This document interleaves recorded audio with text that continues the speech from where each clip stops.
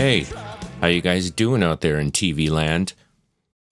It's Bob from Minor Chord Studio, Robert Frank. Bobby to some, but that's reserved for old friends and family.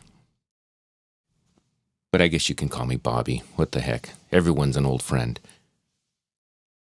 So back in April, I did this session for the Vectors, LA-based neo rockabilly little ensemble. Cool dudes. We got Zeke on vocals, Alex on guitar, Johnny on drums, Gretsch on bass. We recorded this live, knocked out about 6 songs in a day. Did it all in one session. This particular song is called Dead of Night. I really dig the guitar work, the guitar tones and stuff on this, so I thought I'd share this song with you. With Zeke's permission, of course. So I want to walk you through the process here. This is a very straightforward, super simple recording session. I didn't really do anything fancy here. You could see it's not very many tracks. It's just the basics, some basic routing. And again, because it was done live, I kept it to a minimum stuff here in the mix. So we'll start with the drums here. Here's our drum sound.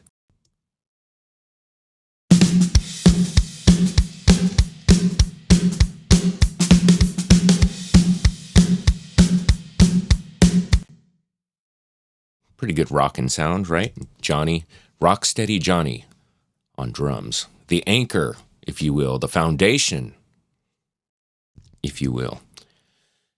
Yeah, so these were my Yamaha Stage Customs, and then Johnny brought a snare in. I'm sorry, I don't remember what snare it was, but maybe if Johnny's watching, he could throw it in the comments. And then, you know what? It had the, what is that thing called? The fathead? Not fathead, that's the mic. Big fat snare head was on that thing. It was going for an 80s type of snare sound when I went into this production. The Vectors reminded me of a lot of the neo bands that I listened to back in the 80s and early 90s. They had that big fat snare, roomy sound and stuff, so we went for that. Anyway, let's go back here to the drum sound. So I'm going to explain some basics and then get into some details. As you guys probably know or may not know, all these drum tracks here, these are all drums. These two that say short and long, those are reverbs. All of these in blue get sent here to this one subgroup, drums. So everything on that subgroup manipulates the sound of the drums as a whole. And I start with these. So I'll send all the drums to this drum bus.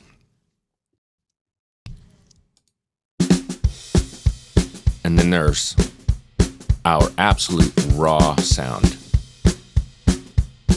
So first thing I slap on there is Radiator by Sound Toys. Fatten it up a little bit. Boost the bottom end and the top. A little bit of the air to bring out the cymbals. Now, that's not a whole lot. It's about 60% of the mix knob there. As you guys know, when it comes to this stuff, everything is pretty subtle as far as what we do with these plugins. As I take a giant sip of Lion's Mane coffee. So Radiator, first in line. And you're like, Bob, I don't hear anything. I don't hear a difference.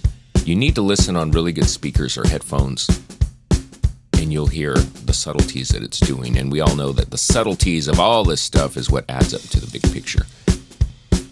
Next, it goes into this API compressor, slow attack, fast release, 3-to-1 ratio on there. Then I'm EQing the drum kit as a whole. Not a whole lot going on there. Just boosting that bottom end of the snare. And then the sides. That's what this little S means. For the cymbals, just so the sides of the drum mix sparkle a little bit, kind of make it sound nice and wide. And then JST, a clipper at the very end. Now I start off with these things and then I mix through them. For those that don't know, it's called top-down mixing. You're not mixing with your top down. I mean, whatever you're into, but all of this stuff is being fed through these first, and then we manipulate the individuals after that. And then I'm constantly going back and tweaking these guys subtly as I'm messing with these individuals. So on the drums, we had a kick mic in, kick mic out. Very simple, straightforward stuff, guys. Nothing fancy. I didn't even do any like parallel compression on the stuff. If you need to know what that is, maybe I'll do a video, but as we know, there's more than enough tutorials out there. What the world needs now is more guys like me showing you how to do EQ settings, compression, parallel compression. I mean, there's just so much out there. I don't know if I even need to do that for you. Anyway, stay on track here, Lion's Mane Coffee. On the kick in, we used a Beta 52.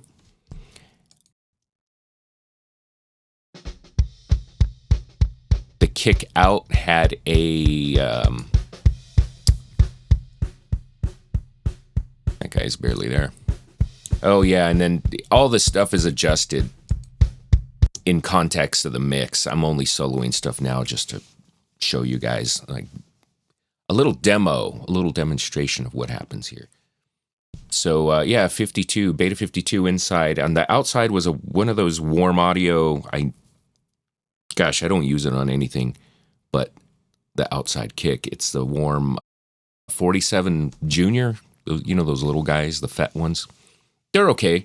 I don't use it on anything. I'm actually trying to sell 2 more. I'm just going to keep 1 just for this. But combined, that's our sound.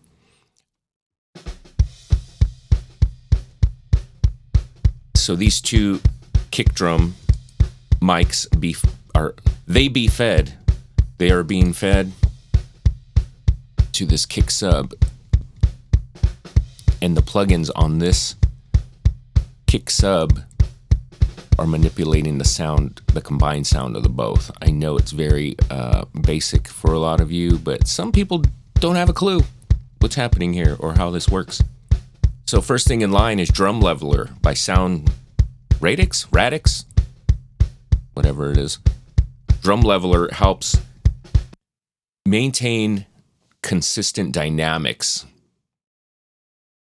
I wanted this kick drum consistent through the song. It's driving, it's rocking. I didn't want it to peter out in any way. I need it driving this song, along with the bass, playing those quarter notes or what have you. So even though Johnny is, again, rock solid Johnny, the anchor, the foundation, I didn't want it to fluctuate so much. So the target level is the consistency of what I'm trying to maintain. The blue spikes or transients are a little over. The orange ones that you see pop up occasionally are a little under. And I can control how much variance I want with this compression knob. So if you want 100% and sound like a drum machine and a robot, by all means do it, like pop music nowadays. But we want a little variation because it is a human being playing an instrument, and, you know, humans aren't perfect, contrary to what some may think. After that, let me go back. In Drum Leveler, I love the gate. The gate is fantastic in this thing. Here's without, then with. Listen to that. Really, really cleans it up and makes it nice and punchy. After that, we got some EQ. Look at that boost. Again, this was all done in context of the mix. So, but that crazy boost, excuse me, bringing out that beater, and made some room here. And this is pretty common stuff, scooping out a lot of the mids and what have you. Rolled it off at 30. Usually I kind of either just let this go or roll it off around 25, but whatever. I didn't want it too tubby. And then it goes into 1176 style compressor, 4-to-1, very basic. Give it some more snap and body. And then one of my favorite freebies, saturation knob by Soft Tube. Fatten it up even more. And then JST's clipper to keep it a little more consistent. Control those dynamics and just really get it in your face there. I'll explain auto align later. Snare top. Snare bottom had SM57s on it. Here's our top.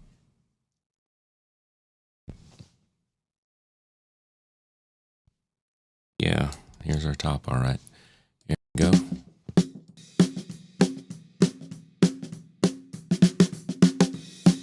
Silencer by Black Salt Audio, first thing in line. It's a gate. But I have it automated in a couple spots, actually one spot of the song. And I'll show you how that works down the line here too.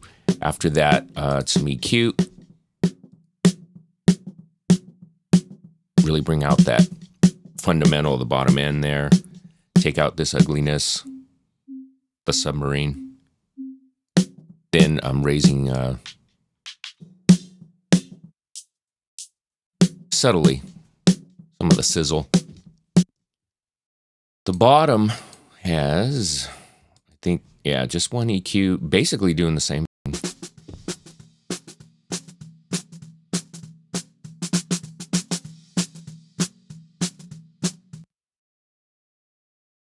And then both snare channels, just like the kick, go to a subgroup, and this subgroup manipulates the sound of the two combined. And the first thing I have in line is another EQ doing basically the same thing again.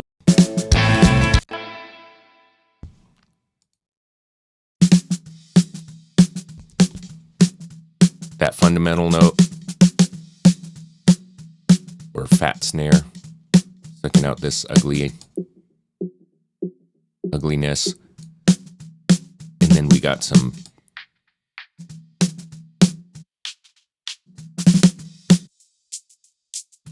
this stuff is just bringing out a little bit of attack and some of the sizzle of the snares. Then it goes into a compressor. Nice snap body. My favorite again. Saturation knob, Soft Tube. Fattening it up a bit. I do play with other stuff for saturation. Especially like, what is it, by Sound to a Decapitator? Is that what it's called? And Slate just came out with theirs. Heat, I think it's called. There's just so many, but this thing is so easy to use. It's foolproof. You turn the knob up until you get the sound you like and you're done. You can maintain it just on the lows or just on the highs. I tend to just leave it on neutral. I don't overcomplicate this stuff. After that, it goes into a clipper. So here's our kick and snare.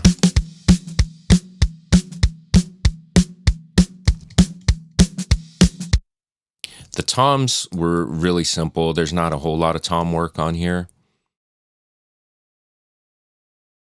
Oh, by the way, I did clear out all the junk, all the bleed in between the tom hits. I don't usually do that. I just did it on this session because it was very fast, simple stuff. I didn't use any gates. I just cleared it out. And again, in the context of the mix, it doesn't matter. You can't hear any bleed or anything, really. Look at that crazy EQ going on there. Someone's sagging it right here. Jeez. Bob Saget. The jokes are free, ladies and gentlemen.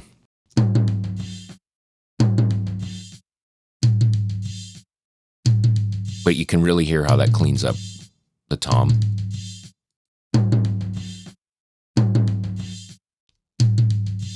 Move this guy over here a bit.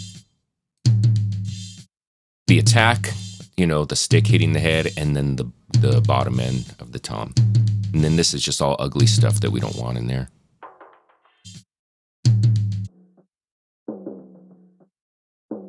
Sounds like someone bringing the trash cans in. Saturation knob, dude. The GOAT.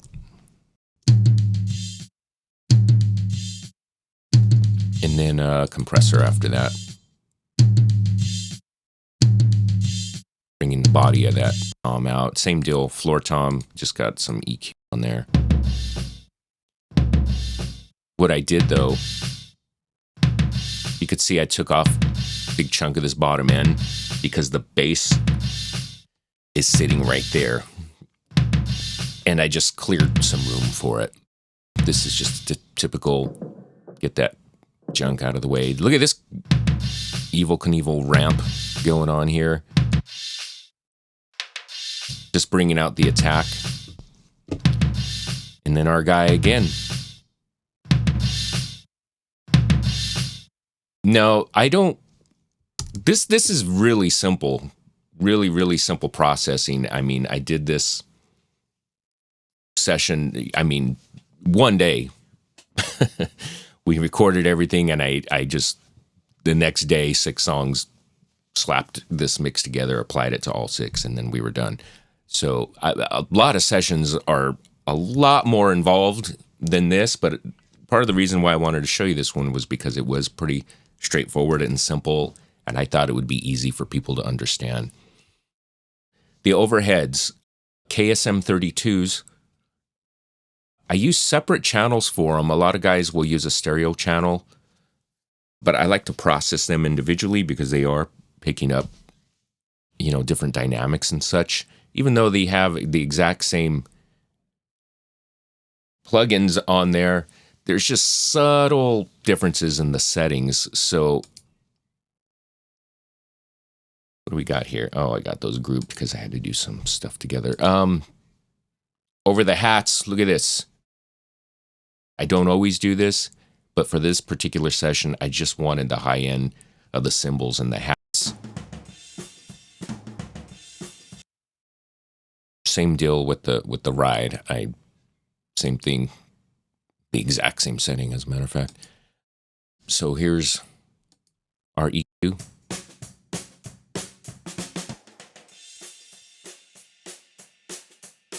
After that, we got Soothe, just to tame some of that harshness when the cymbals are hit.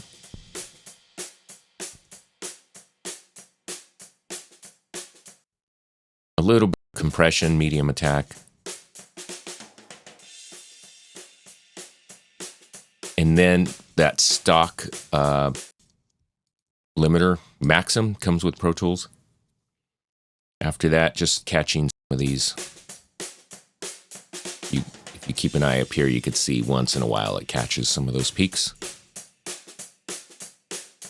Basically, the same thing for the overhead ride. Some EQ.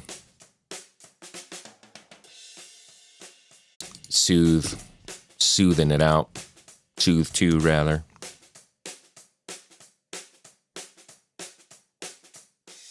Going into this guy.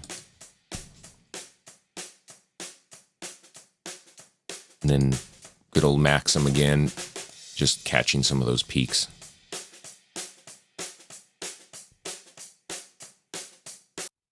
Now the room mic, this was a Cascade Bloomline stereo ribbon mic. it's a great mic for the money. I mean, there's a lot of great mics out there, inexpensive. So here's our room. Now the room I do treat as one, even though it is a stereo mic, I treat it as one because it's just the room I want. I don't want individual left and right processing.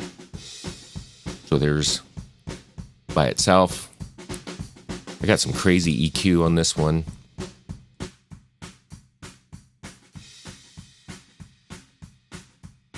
Shelf on the bottom end. Taking out this ugliness. And this dip here is to tame those cymbal hits. Then pretty standard squashing it with the compressor. All buttons in. Fastest attack, fast release. Crunchy. Crunchy drums. So we got all this going on now. Let me turn off the reverb so we could just hear a dry signal.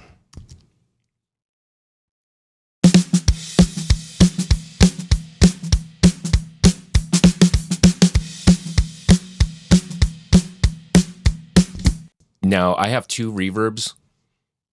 I often do on drums, besides the room mic and a couple reverbs to really give it some ambiance. I have a short one, which is the Verb Suite from Slate. It's a small wooden room that I tweaked the sound of, and I labeled it, get this, Bob likes this snare sound. The only thing going to those reverbs is the snare. So here's the short.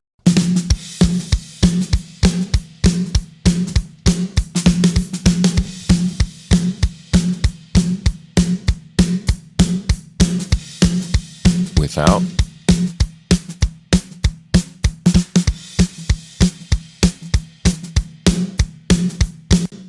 And then also sending it to the long, which is another Verb Suite classic. I think I used a preset and tweak that. Yeah, some drum room thing. And then I just tweaked the settings to get the sound I liked. Not super wide, but, you know, wider than the short one. The short one, if you could see the pan knobs here, I bring them in a bit to really just focus it more towards the center. Not going to get super weird about this being perfect, but maybe I am. So the long one, here it is, off, and then on. And then both.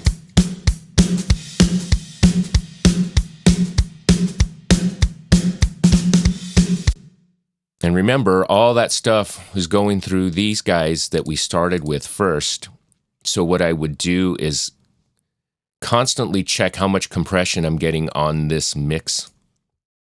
I'm sorry, on the drum sub. I don't want too much. It's getting like 3, so that's fine.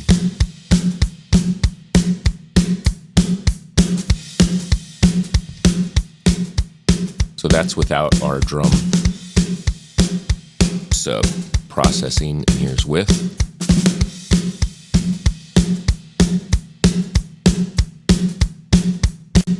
When I'm all done with that, I'll put auto align 2 at the very end, because, you know, every time we do something with EQ compression, we're screwing with the phase. So this will fix all the phase alignment and keep everything nice and punchy. We're not losing any bottom end. We're not sounding real like boxy or honky in the mid-range or having it disappear. If you haven't checked out Auto Align 2, check out some videos. I can't even explain how it works, but it's super cool. It's one of my newer favorite plugins. Now, I did try it on you know, the individual mics, kick in, kick out, snare top, bottom, toms.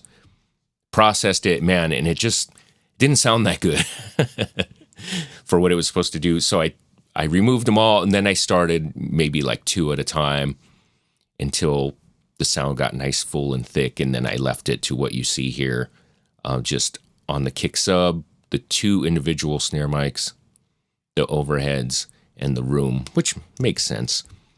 So that's our not only our snare sound, but our drum sound.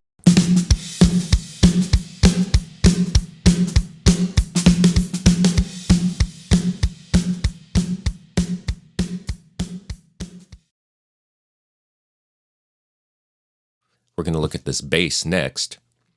So, because of the circumstances of this recording session, time constraints, and blah, blah, blah, I had to take a direct signal off the upright bass, which is not something I usually do. Most guys don't do. It's usually a combination, maybe of a direct signal and a couple mics, but I didn't have the time and the space to do that since we're doing it live and all that good stuff. So fortunately, Gretsch used a pretty nice pickup on his bass, and he could send me a pretty cool signal, and he was able to EQ it as he was sending it to me, so I could ask him, a little less bass, a little more high end, and then we got it sounding pretty good just coming in. And that went into MA5 Avitas mic pre, I believe it's like a 1073 style preamp, maybe, I don't know. And then as it was coming in, it was being tamed a little bit with the Black Lion Bluey compressor. And so we took one direct signal, and when it came time to mix, I duplicated the exact signal, this one and this one, and I treated them separately. So one I called bass low, and the other one is the bass slap. So here, the volume might be a little low, but here was just our signal coming in.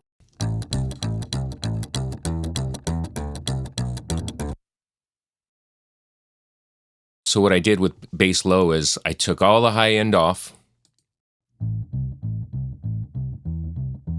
It's rolled off all the way up to 70 hertz. That's pretty high, but there was a lot of stuff under, below 70, I should say, that just it was not very pleasant, wasn't needed. It was just adding way too much boomy and tubbiness to the whole bottom end of the mix, fighting with the kick drum, so I just got rid of it completely. Then, let's see, scooped out some of this ugliness. Might be hard to hear right now. Some more over here. Then followed it up with our old friend saturation knob. And of course, again, these settings were done in context of the mix, or with the drums, if anything, because I need them to play nice together. Then on the blaze, whatever that is, the bass slap, again, the exact same signal, doing the opposite. Took all the bottom end off. Cleaning up some of this. Accenting our woody click.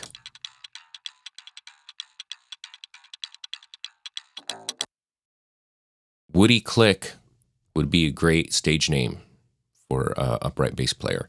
And then, I don't even know what this boost is. It's probably not doing anything.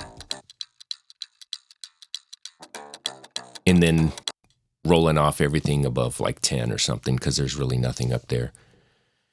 So let's see. And then after that, we have Maxim. Again, stock limiter, comes with Pro Tools, just matching the peaks.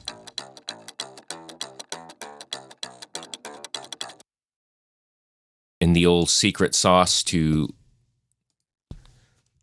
rockabilly and psychobilly type of stuff, putting a slap delay on the slap.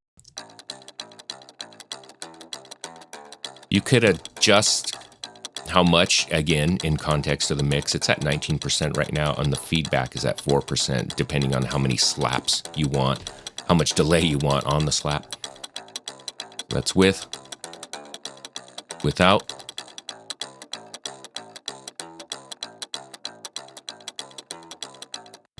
Then soothe too, just taming some of those resonances up there.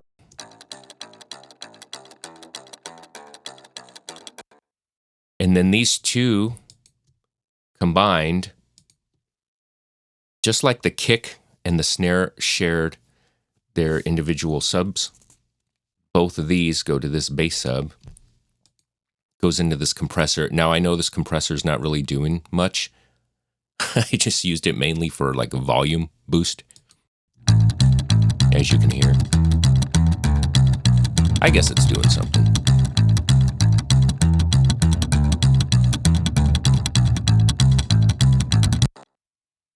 Then I'm EQing the combined signals as a whole. This dynamic EQ here, every time that note pokes out, you could see it pushes it down. Taking out that ugliness.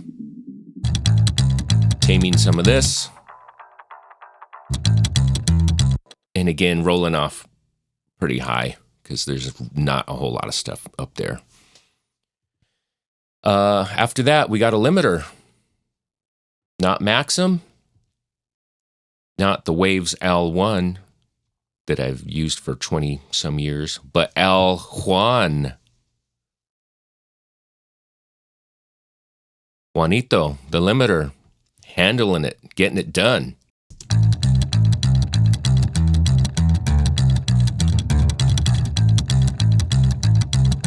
Now that guy's rock solid. It's gonna drive that song. Everyone's head's gonna be bobbing. And after that, track spacer. Track spacer. So for those of you that don't know, I have track spacer at the very end of our processing, okay? Oh, by the way, I don't always have plugins on my subgroups either. It's just, again, this particular session, that's just what I did. But track spacer at the very end of all of our processing and chain. The kick drum sends a signal over here to track spacer, okay? Every time that kick drum hits, it opens a little door in the frequency range for the bass, for the kick to come through, rather. So it's opening a door in the bass so the kick drum can poke through. You see that? And you can adjust how wide of a door opens, very little or none. Huge, like 2-car garage door. Or just a subtle amount for the kick drum to poke through. You could also adjust what part of the range you're aiming for. The whole frequency range, which I didn't want to do because I didn't want it ducking the slap at all. I want that to remain steady. So I just got it around 200 and below. It's going to open the door for the kick to poke through.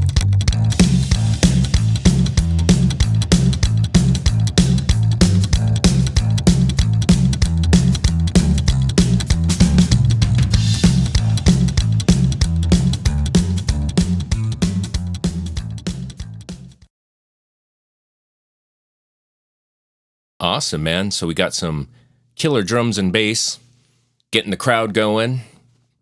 Solid rhythm section. We need some guitars in there, right?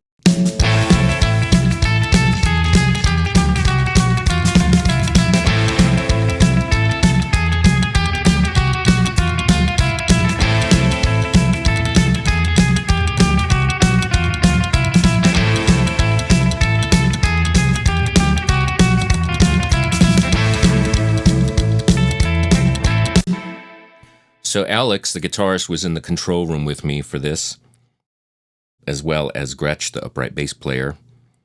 We were all nice and cozy in here. Alex's guitar signal was going to an isolation booth to my Ampeg Super Rocket amplifier. It's a 212 combo with Celestion Vintage 30s. The thing weighs a ton. And for that reason, the amp never leaves the isolation booth. It's just really difficult to maneuver. So I leave it in there mic'd up most of the time, if not all the time. It's mic'd up with the JZ GTR1 microphone. It is a rare, discontinued guy. I don't think they made it very long. When I purchased it about, probably 10 years ago or so, the first time I went to use it, the grill fell apart, and I was so bummed. And I did what any other engineer would do, got the black duct tape and put it back together. But it's served me well ever since. I've used it on countless recordings, blended it with 57s and 421s, some ribbon mics, whatever. It's always worked killer for me.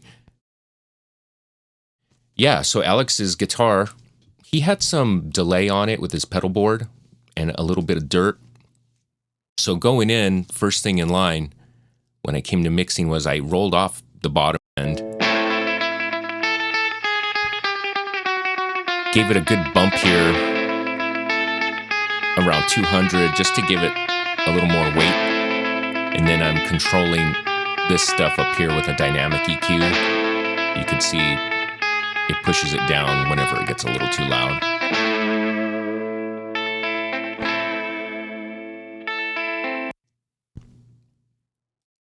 Soothe 2, our favorite again, taming down that same area, killing that resonant stuff.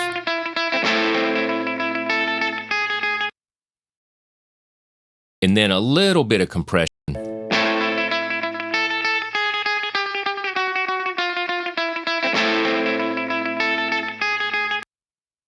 I usually play around, if I'm going to compress a guitar like that, with different compressors.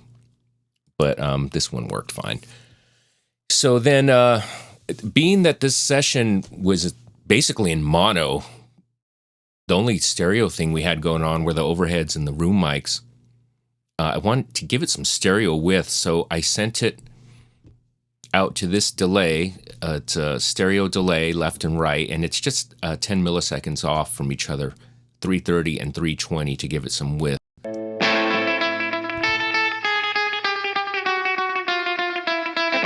And I have filters around 4,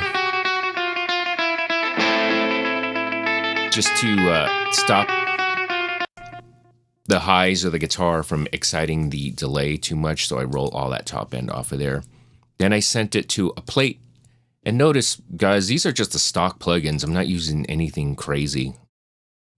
Stock plugins are just as good as the fancy stuff. So it's going to this reverb as well. It's a plate, pretty long decay. For this style of song, I want a kind of spooky, long decay. Played with the pre-delay a little bit, and again rolled off a lot of the high stuff.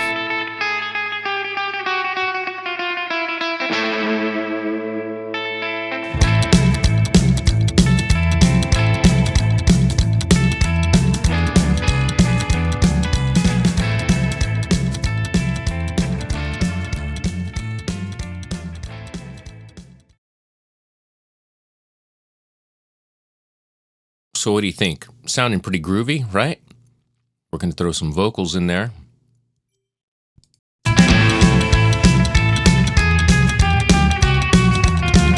first time that I saw her, she was dressed in black. The next time that I saw her, she was lying dead with a knife in her back, dressed for a funeral. So I had Zeke doing vocals in the next room into the stem mic, and that was going into Universal Audio LA610. That isolation booth that the amp was in was right behind Zeke. So we got some guitar bleed through that vocal mic, and I'll tell you why I don't care. That's the bleed in the vocal mic. Then you could see Zeke comes in here. The first time that I saw her. You know, years ago, I used to really care about not getting bleed or spill, as they call it, into other mics. But I've heard so many classic recordings soloed, especially when I heard the Beatles' Sgt. Pepper, when I heard the vocal mics soloed, I heard so much bleed in there. I mean, I couldn't believe it. And at the time, I was doing everything I can to get silence in between the mics and all this stuff. And then I heard that on one of my favorite albums of all time, and I was like, oh, brother. I had nothing to worry about after that. So when I hear stuff like this, when I hear that guitar bleed in the vocal mic, I couldn't care less. Because in the context of the mix, The first time that I saw her, she was dressed in it black. doesn't matter. The next time that So yeah, Zeke on vocals. First thing in line, the stock de-esser, catching some of those S's, just on the high frequency only. The first time that I saw her, she was dressed in black. Next in line, I have a SSL multi-bus compressor. We know that vocals can be dynamic in different ranges in various spots of the song. So this is controlling just different areas of the spectrum depending on where the vocals are sitting or where he's The first time singing. that I saw her, she was dressed in black. The next time that I saw her, You could see it's she hitting the was bottom lying end dead differently with a than the knife in her mids. bag, dressed for a funeral. And the highs it as well. Seems like irony. Play That's with what the, you get when you mess with attack, that. No release, one's and all that gonna good mess stuff, with but me. it's Well, very that straightforward, woman thought she knew simple me. to use She tried to for play each her game, area. but I'm the one who makes the rules and the prices. Then I hit it with the good old LA 2A. The first time that I saw her, she was dressed in black. The next time that I saw her, she... Actually, one compressor I really like on vocals is the Blueface 1176, or I would run it out to my Black Lion Bluey. It just sounds great. My two favorite things for the Bluey are actually bass and vocals. But again, for ease of use and just to be quick, I did all the stuff with plugins on this. So then out of the LA2A, The another first de-esser. time that I saw her, she was dressed in black. The next time that I saw... And then our good old Maxim limiter, again, catching some peaks. The first time that I saw her, she was dressed in black. Then I send it to a mono delay. It's right up the middle, like a slap delay, 130 milliseconds, which has been EQ'd. You could see I took all that off. The first time that I saw her, Take the top end she off. was dressed in black. Tame this The area. next time that I saw her, she was... So The with- first time that I saw her, she was dressed in Without- black. The next time that I saw her, she was lying dead with a knife in her back. that's pretty much a must-have signature sound for this style of music, right? That slap back on vocals. I'm going to jump down here to the verb. This is a stereo reverb, a plate, stock plate that I used just to widen it, fatten it up. I have the highs rolled off down to about 4 or whatever. The first time that I saw her, I'm sorry, I have she was dressed in black. EQ after that. The Yeah, next rolling down time that to 4 I or saw whatever. her, And she then was this is lying rolling dead off with a knife in everything. her bag, dressed for a funeral. Well, it seems like mids and irony. lows, 'cause That's what you get. All I want is this area to cut through the mix. I don't want all this bottom information and mid-range stuff in the reverb. The first time that I saw her, she was dressed in black. The next time that I Here's saw just the her, verb she and was vocal. lying dead with a knife in her bag, dressed for a funeral. Well, it seems like irony. That's what you get when you Then that mess mono with delay. that. No one's gonna mess with me. Well, that woman thought she knew me. And the secret sauce to making a vocal of all styles of music fit is a ping pong delay. I think, I used Echo Boy on this from Sound Toys. So, the ping pong delay, it's a little bit different than a stereo delay. The first time that I saw her, she... Let's make this so you can just hear. Can you hear that? It's kind of throwing it left, right, left, right. But what I do is I take off a lot of the bottom end, take off a lot of the top end, and this is really done in context of the mix and just brought up subtly. It's not really an effect that's meant to be heard in your face. It's just making the vocals sit in the mix nicely. As a matter of fact, if I hear that ping pong effect poking out, I'll bring it down a little bit, because you're supposed to bring it up. General rule of thumb is bring it up to where you can hear it and then just bring it back down and duck it back in. The first time that I saw her, she was dressed in black. Delay.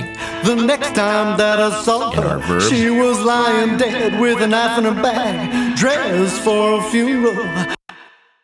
And then, like I said before, all of these guys share one common sub.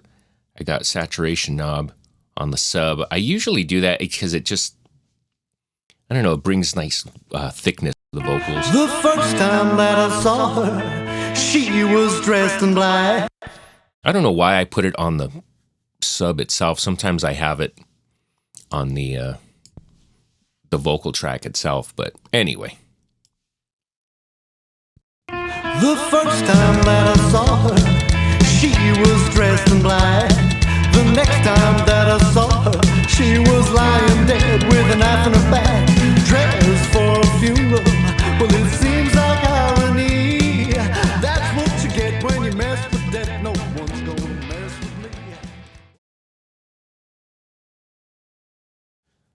All right, so we got all of this stuff squared away, and as you're probably tired of hearing me say, all of these tracks, all this stuff now gets sent to a subgroup, submix, whatever you want to call it. So all that processing we did to all these subs, the drum sub mix, the bass sub, the guitar, the vocals, all that goes over here to the main sub mix. And like I said earlier, I start with all these plugins on the submix, and I mix through them from the get-go. First up, this is from Slate. This is a trimmer. It's just bringing the volume down a little bit before going into their virtual mix bus. I have a British-style console emulation going on here. Then it goes into a Pultec style EQ. Go figure, it's supposed to be a Pultec. How would you know that? So if you take a listen, Well, I guess by now you figure just who you're talking and then to. without the It EQ, ain't no burning mystery when the mind takes over you. You've taken it just all your kind of chances. falls flat. I've loaded up my dice. You'll And then it comes never back to win life. I'll turn it back on. So, pretty good boost at 10K, which is a lot of that air sound that they call it. You know, it's just this really high frequency that kind of adds sparkle and sheen to the mix. And it's got a pretty wide bandwidth, so it's pretty much a shelf at this point. And then at the bottom end, way down at 60, I have a little bit of a boost. That's just to bring up the weight of the song in general and the bump of the kick drum and bass and give it some nice hefty foundation. For any of you that know how Pultec works, I have a cut going there at the same spot, not a whole lot. So I'm boosting at 60 hertz and I'm cutting a hair at the same spot. And I'm not going to go into how those EQs work in this video, but trust me, it works. And then from there, it goes into virtual tape machine. And what I do with that is, as it's playing, I adjust what kind of tape, tape speed, all that kind of stuff. And I'm listening to the bottom end to see if it tightens it up any way. You could also do it over here with the bass alignment. And from there, it's going into trusty old SSL bus comp. Well, I guess by now you figure just who you're talking to. It ain't no burning mystery. Slow attack, auto release, 3 to 1. It's a little bit more than I usually push down. You'll never win the ways of sin. But that will glue the entire mix together. Glue is the big nerdy term that everyone likes to use when they put a compressor on their subgroups, but that will kind of gel everything together and make the whole mix sound cohesive, make it sound like a band. If you listen to it closely, again, if you have good speakers and headphones. Well, I guess by now you figure just who you're talking to. It really brings out the bottom end. You've taken all your chances. Makes it nice and punchy in your face. You'll never win the ways of sin won't lead you to paradise. It's without. Well, that woman thought she knew me. She tried to play her game. And with. I'm the one who makes the rules. Anyway. And after that, just a little. I heard some resonance up there, which is kind of common. So this EQ is just taking care of some of that. Well, I guess by now you figure this stuff in here. Mystery when the mind takes I've loaded the ways of sin won't and then whatever this is down here, I just cut it. Kind of that boxy, ugly sound. So these resonant frequencies up here, I didn't do an actual cut. I'm using a dynamic EQ just so when they're a little too much, it pushes down automatically. Well, I guess by now you figure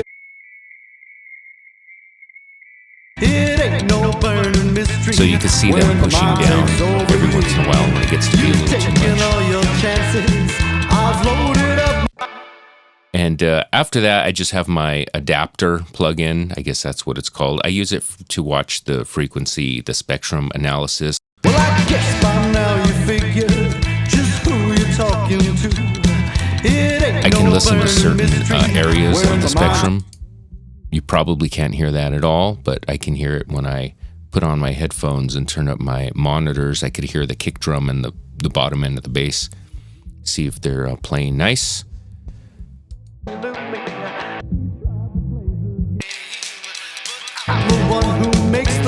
can listen in mono. Just the sides.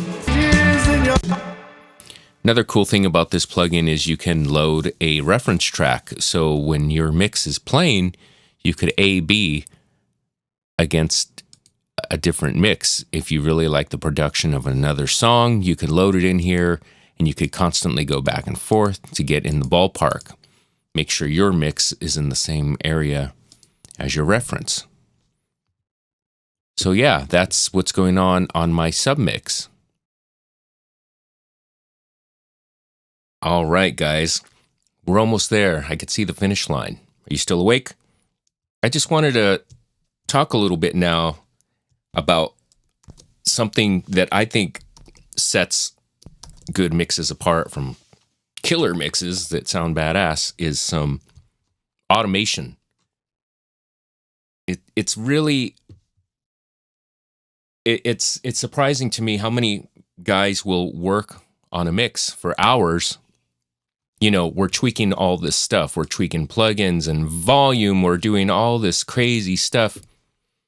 And then, you know, when they mix their song down, they leave everything in place. They don't touch any volume faders, and it's the same from beginning to end. Now, don't get me wrong. There's a lot of songs that are done that way.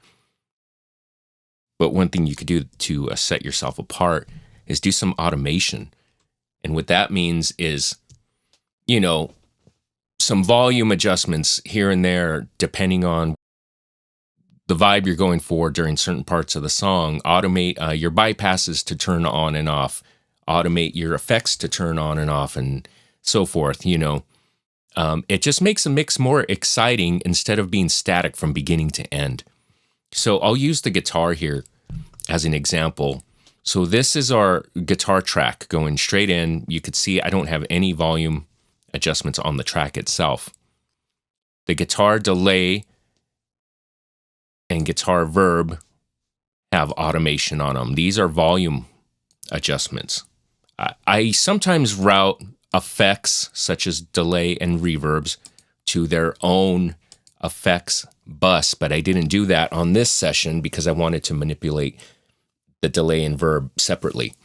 So this track down here, this is our guitar subgroup. The guitars and all the effects go here. And notice I got some automation on that as well. So this purple track down here is the main vocal track. And you could see where the verse starts, I drop the volume of the guitar. Second half of the verse gets a little more aggressive, I bring the guitars up a little bit. But since the guitars were playing a little more aggressive, it was exciting the delay and reverb too much. So I toned that down a hair. The first time that I saw her, she was dressed in black. The next time that I saw her, she was lying dead with a knife in her back. Dressed for a funeral, well it seems like irony. That's what you get when you mess with death. No one's gonna mess with me. Well, that woman thought she knew me. She tried to play her game, but I'm... So yeah, and then you could see the vocals cut out here, and all my volume automation goes back up, and then there's more tweaking through the rest of the song. When it gets to the end, at the very end, the vocals are done, our volume goes right back up to the same as it was in the beginning. For you, baby, in the dead of the night.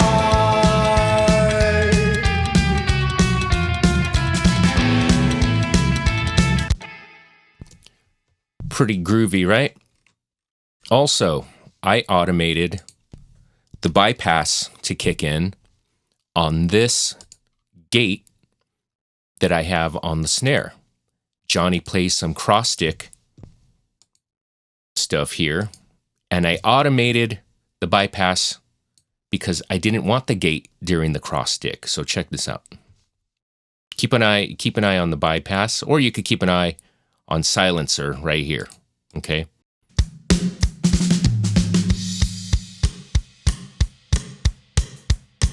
It automatically bypassed. Then it comes back in.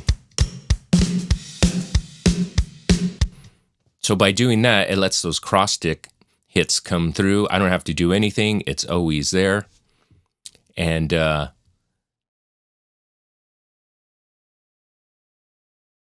show you. It's automated right here. On, off.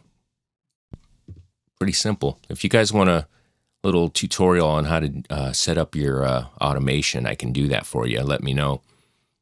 Other interesting thing I did, because I didn't mic the hats.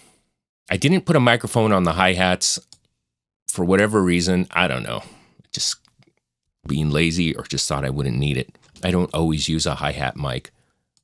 But when I was mixing, I found that I needed more hi-hat in the mix. So when I raised the overheads, it made the crashes really loud. It was too much. And so you could see what I did here. Every time there's a crash, I lower it. The hats come back in. Crash, it's lowered. Crash, it's lowered. So check it out.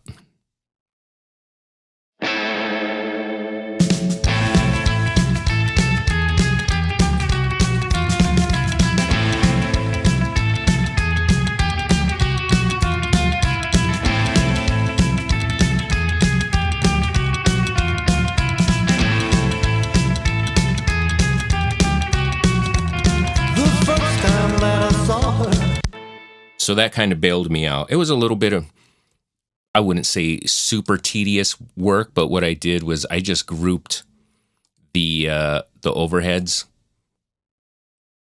and then I just, tweaked them together as the pair, because I wanted the same thing on left and right overheads. So yeah, that kind of bailed me out, because then I was able to raise the level of those microphones, bring up the hi-hat, and it tamed those crashes down. So, and that's, you know what, that was just totally something. I should have mic'd the hi-hat. I just didn't do it for whatever reason.